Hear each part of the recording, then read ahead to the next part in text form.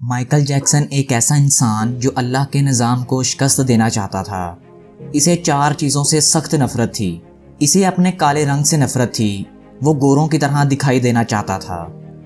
اسے گمنامی سے نفرت تھی، وہ دنیا کا مشہور ترین انسان بننا چاہتا تھا۔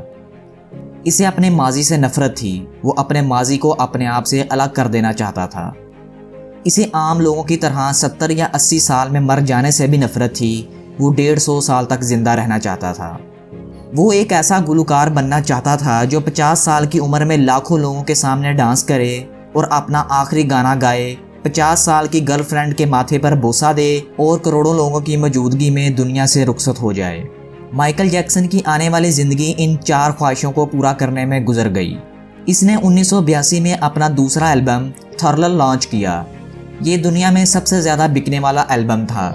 1 ماہ میں اس کے 6.5 کروڑ کاپیاں فروخت ہوئیں اور یہ ورلڈ ریکارڈ کا حصہ بن گیا۔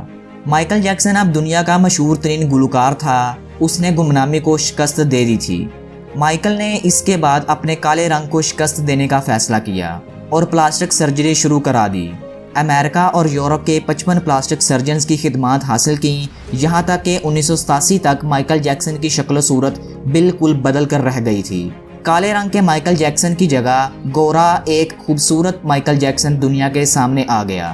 اس طرح اس نے اپنی سیاہ رنگت کو بھی شکست دے دی۔ اس کے بعد ماضی کی باری آئی۔ مائیکل جیکسن نے اپنے ماضی سے بھاگنا شروع کر دیا۔ اس نے اپنے خاندان سے تمام تعلقات توڑ لیے، اس نے اپنے ایڈریسز بھی تبدیل کر لیے، اس نے کرائے پر گورے ماں باپ حاصل کر لیے اور تمام پرانے دوستوں سے بھی جان چھڑوا لی۔ ان تمام کاموں کے درمیان جہاں وہ اکیلا ہوتا چلا گیا تھا، وہاں وہ مصنوعی زندگی میں بھی پھنس گیا تھا۔ اس نے خود کو مشہور کرنے کے لیے ایلوس پریسلے کی بیٹی لیزا میری پریسلے سے شادی کر لی۔ اس نے یورپ میں اپنے بڑے بڑے مجسمے بھی لگوا دیے۔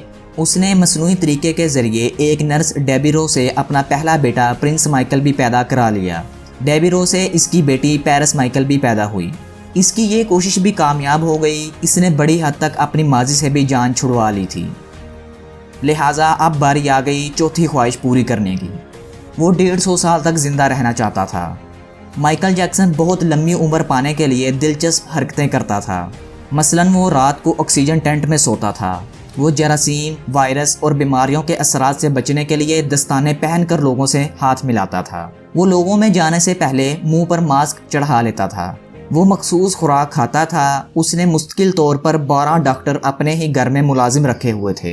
یہ ڈاکٹر روزانہ اس کے جسم کے ایک ایک حصے کا معائنہ کرتے تھے۔ اس کی خوراک کا روزانہ لیبارٹری ٹیسٹ بھی ہوتا تھا اور اس کا سٹاف اسے روزانہ ورزش بھی کرواتا تھا۔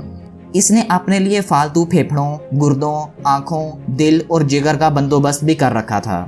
یہ وہ تمام ڈونرز تھے جن کے تمام اخراجات مائیکل ہی اٹھا رہا تھا۔ یہ تمام ڈونرز اس لیے تھے کہ جب ضرورت پڑے تو اس کے استعمال میں لا سکے۔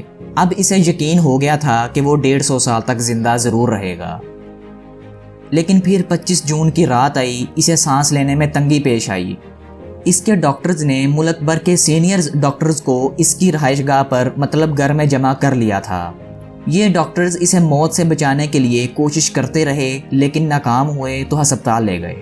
وہ شخص جس نے 150 سال کی منصوبہ بندی کر رکھی تھی، وہ ننگے پاؤں زمین پر نہیں چلتا تھا۔ وہ کسی سے ہاتھ ملانے سے پہلے دستانے چڑھا لیتا تھا۔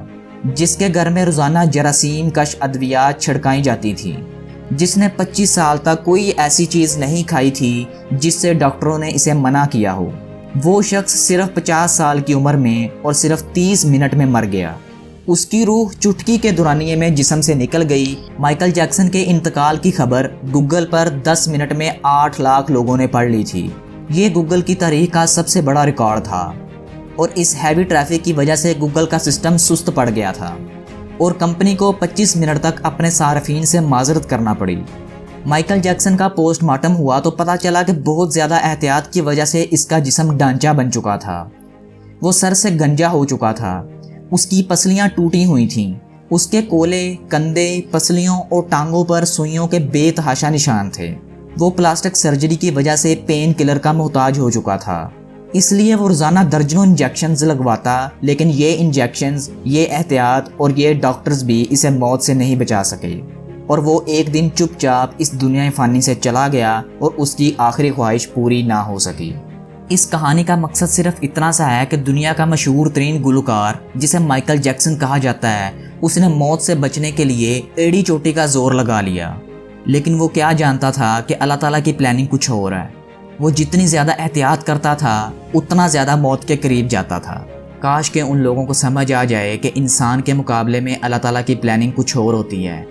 اگر یہ دنیا یا زندگی انسان کے مطابق چلنے لگتی تو شاید سالوں سے کوئی بھی انسان مرتا نہ، کیونکہ کسی کا بھی دل نہیں کرتا کہ وہ موت کو اپنے گلے لگائے۔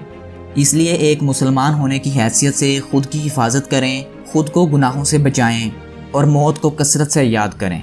ویڈیو پسند آئی تو ویڈیو کو لائک، چینل کو سبسکرائب اور شیئر کرنا مت بھولیے گا۔ اپنا اور اپنے پیاروں کا بہت سارا خیال رکھیے گا۔ میں ملوں گا آپ سے نیکسٹ ویڈیو میں، تب تک کے لیے اللہ حافظ۔